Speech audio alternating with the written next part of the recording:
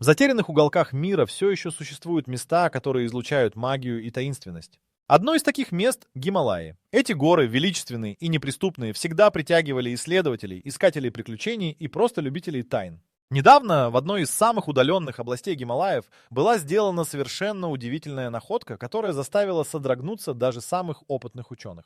Это открытие стало настоящей сенсацией и дало новую жизнь старым легендам и мифам о древних монахах и их невероятных секретах. В далеком уголке Гималаев, куда редко ступает человеческая нога, экспедиция исследователей наткнулась на нечто удивительное.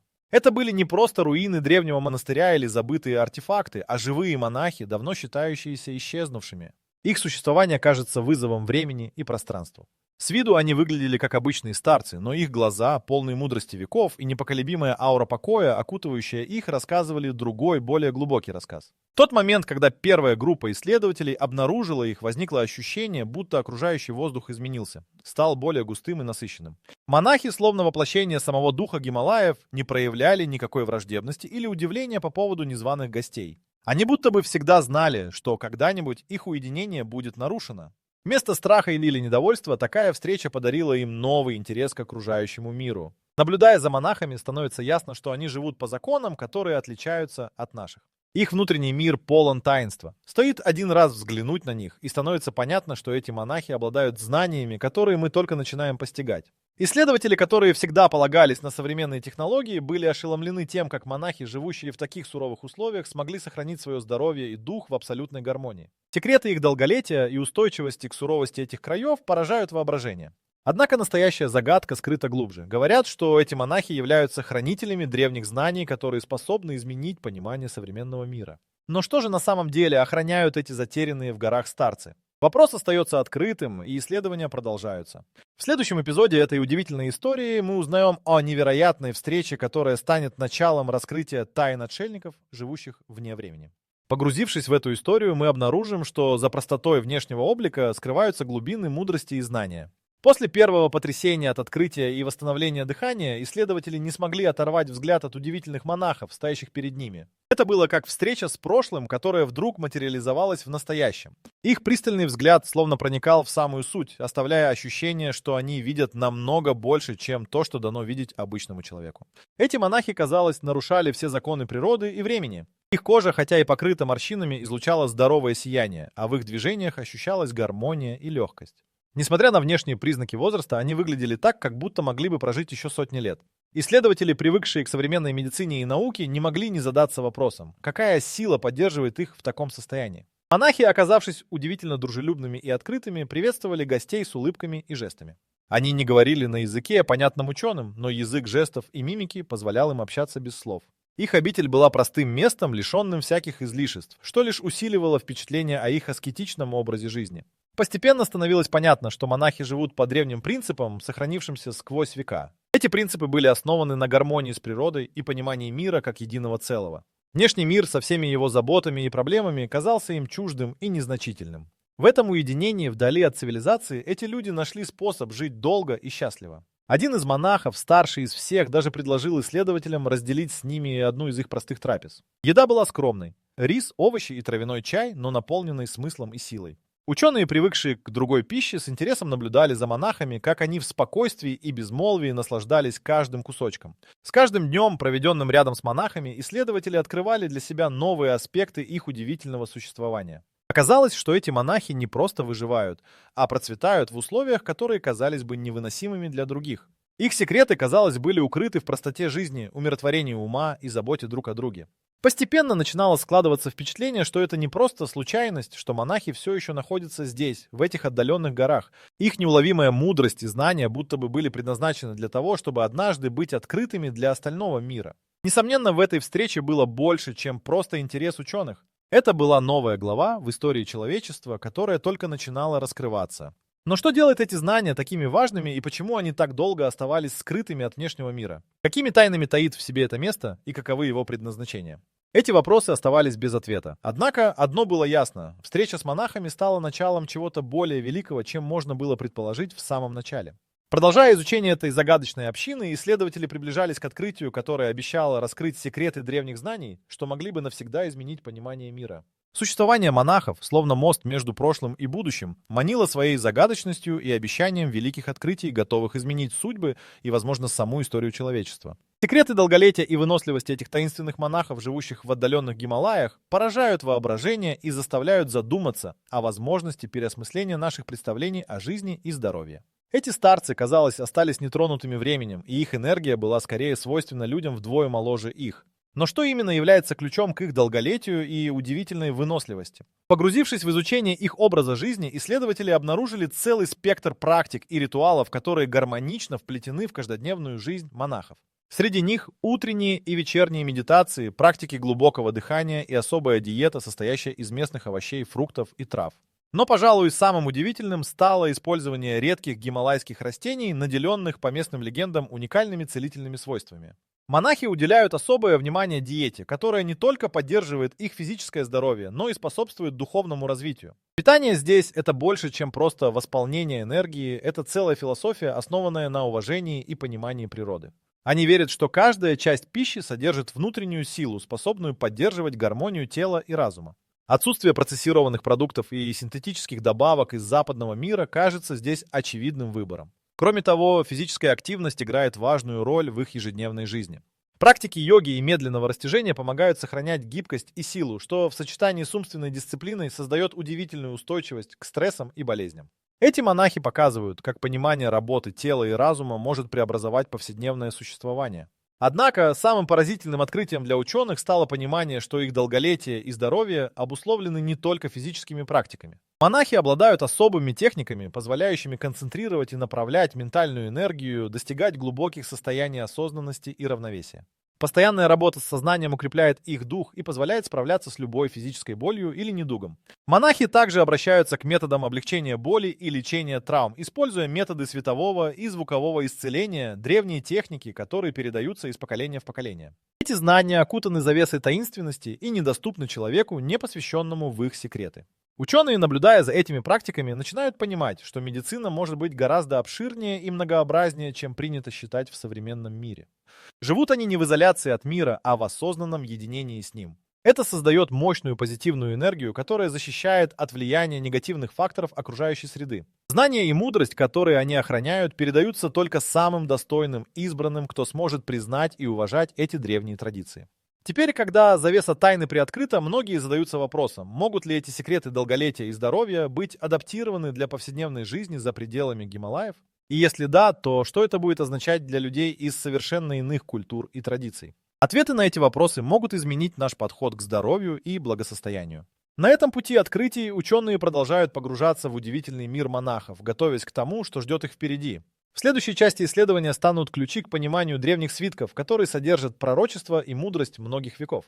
Эти свитки могут содержать ответы на многие из тайных вопросов, которые веками оставались нерешенными. В один из дней, когда первые лучи солнца нежно касались заснеженных вершин Гималаев, исследователи обнаружили некие загадочные свитки, тщательно хранимые монахами в их древних обителях. Эти свитки, созданные из пергамента, которому по оценкам несколько сотен лет содержат записи, которые по праву можно назвать настоящими сокровищами знаний. На их пожелтевших страницах, аккуратно истираемых временем, можно было заметить словно светящиеся символы, которые, казалось, переливались, словно солнце, играющее на поверхности воды.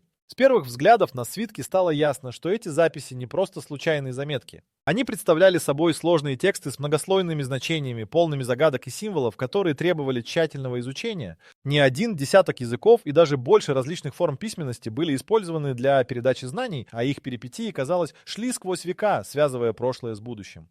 Исследователи, которым посчастливилось увидеть эти свитки, не могли не осознать весь масштаб открывшихся перед ними перспектив и потенциальных открытий. Среди записей были предсказания, которые поражали своей точностью и детализированностью. Например, были упомянуты крупные исторические события, такие как падение великих империй и преобразования в разных уголках мира, которые действительно имели место быть в прошлом. Эти пророчества были сделаны задолго до того, как они стали реальностью, и это заставляло задуматься о настоящей природе времени и знания. Более того, свитки содержали описание технологий и практик, которые значительно опережали свое время. Среди них упоминались способы управления энергией и силами природы, которые современные ученые только начинают постигать. Это было сродни взгляду в будущее через призму древнего знания, и такие открытия обещали кардинально изменить представление о возможностях человека. Монахи, свидетели долгих традиций, бережно хранили эти свитки, передавая их из поколения в поколение. Их лица, казалось, излучали то спокойствие и уверенность, которые могли принадлежать только тем, кто знает большой секрет.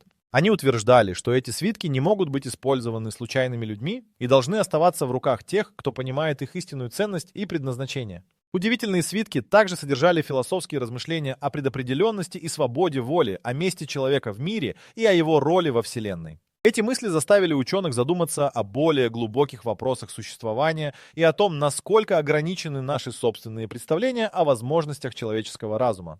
Постепенно шифры свитков начали поддаваться расшифровке, и ученики, которые пришли изучать древние тексты, погружались в удивительный мир, где временные барьеры переставали существовать. Это было удивительное путешествие, в котором исследователи учились у прошлого, чтобы изменить будущее. Однако, была и таинственная сторона этих текстов, которую монахи не желали раскрывать никому, кто не был подготовлен. Говорилось, что в некоторых из свитков содержатся знания, которые могут быть опасны, если попадут в неправильные руки.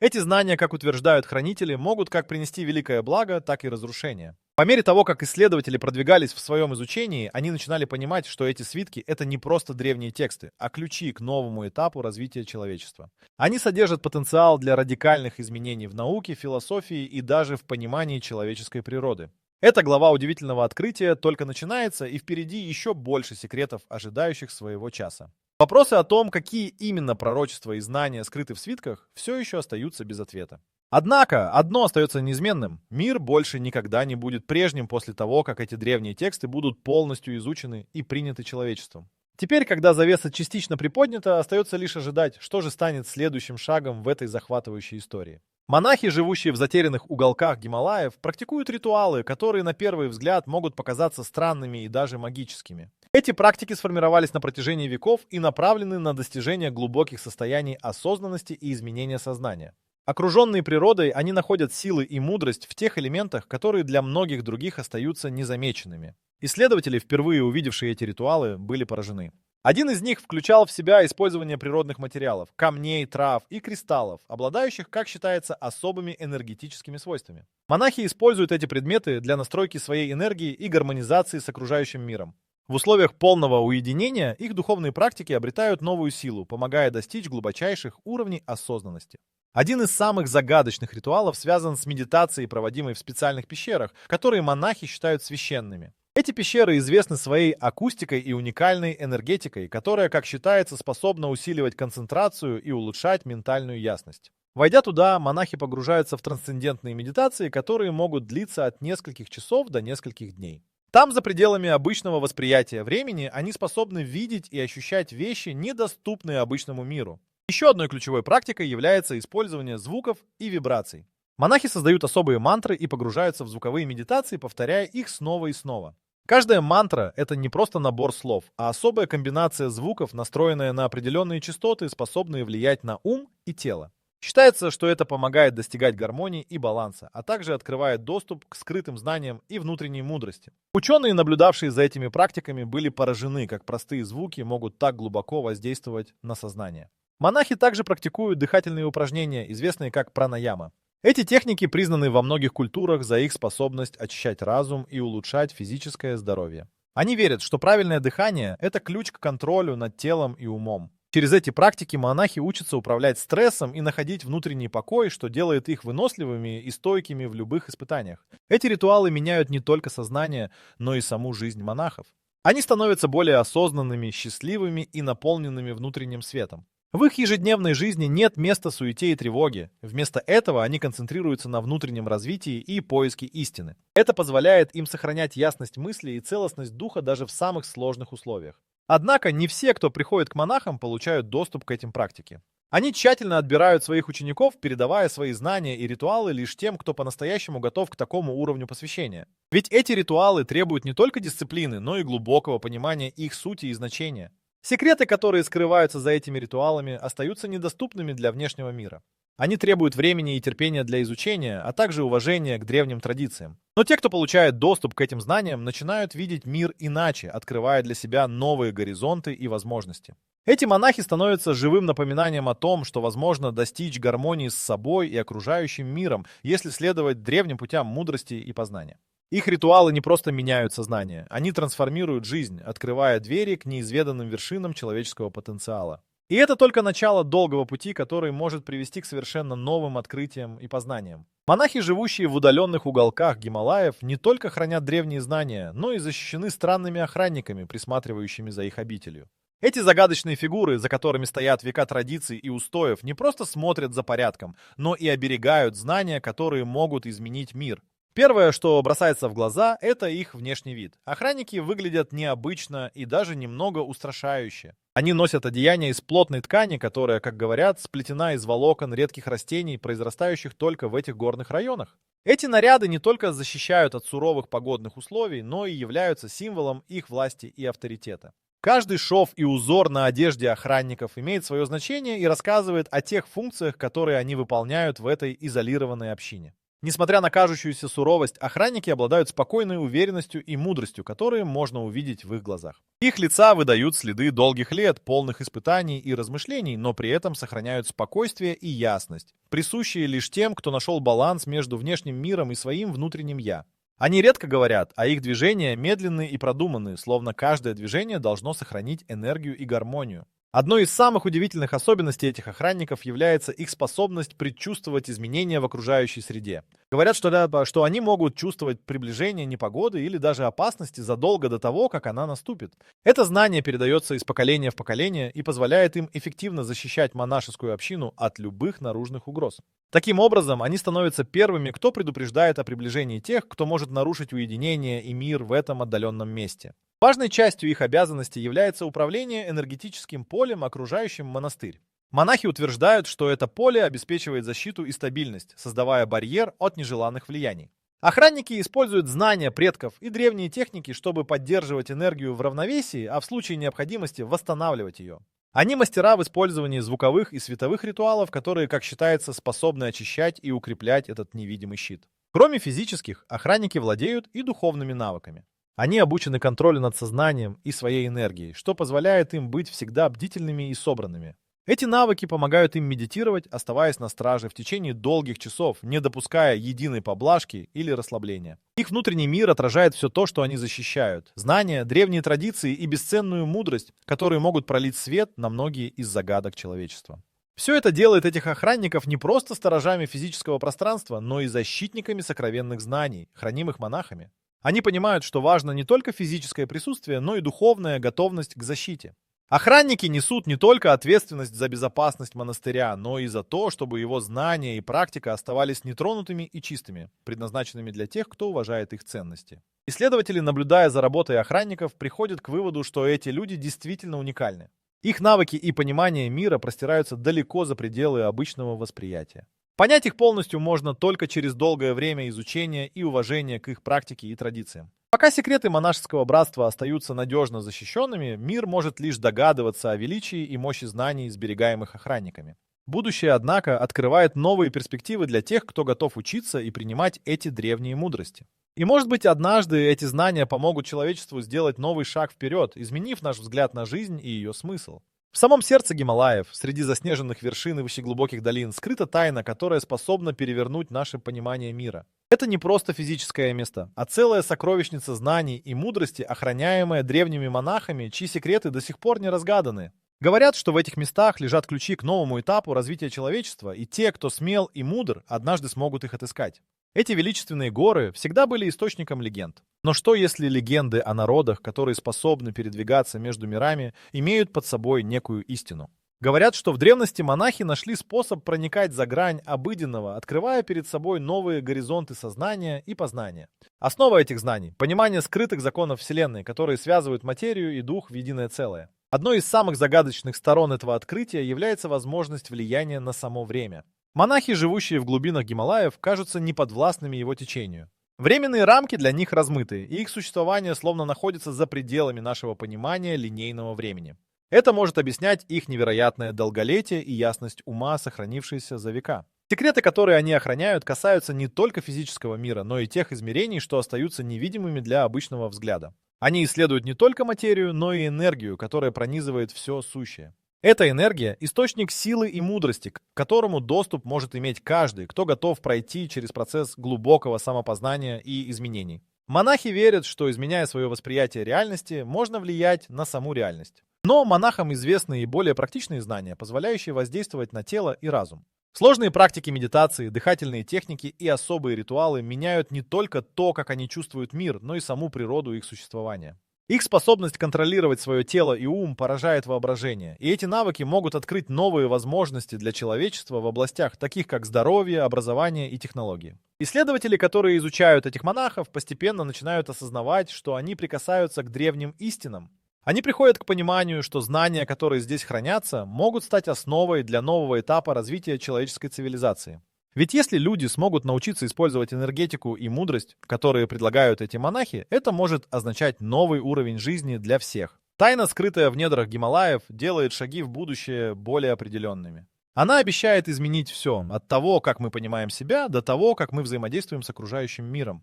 Эти знания потенциально могут открыть двери для новых технологий и пониманий, которые изменят наш взгляд на саму природу вещей. Но пока секреты Гималаев остаются закрытыми, мы можем только предполагать о том величии и могуществе, которые они скрывают. Может быть, однажды человечество будет готово принять эти знания, и тогда произойдет настоящая революция в нашем восприятии мира. До тех пор этот таинственный регион остается местом, где нечто поистине невероятное ждет своего часа, чтобы навсегда изменить наше будущее. В итоге история Монтро является не только примером невероятной настойчивости и силы духа, но и призывом к действию. Мы можем менять мир, начиная с себя и своих привычек, становясь более внимательными и отзывчивыми к нуждам окружающих. Каждый из нас способен сделать вклад в сохранение жизни на нашей планете, и история этого льва напоминает нам о том, что перемены возможны, если мы только осмелимся сделать шаг навстречу им. Такое внимание к магнитной рыбалке привело к еще одному значимому результату. В регионах, где она стала популярной, начали проводиться массовые акции по очистке водоемов.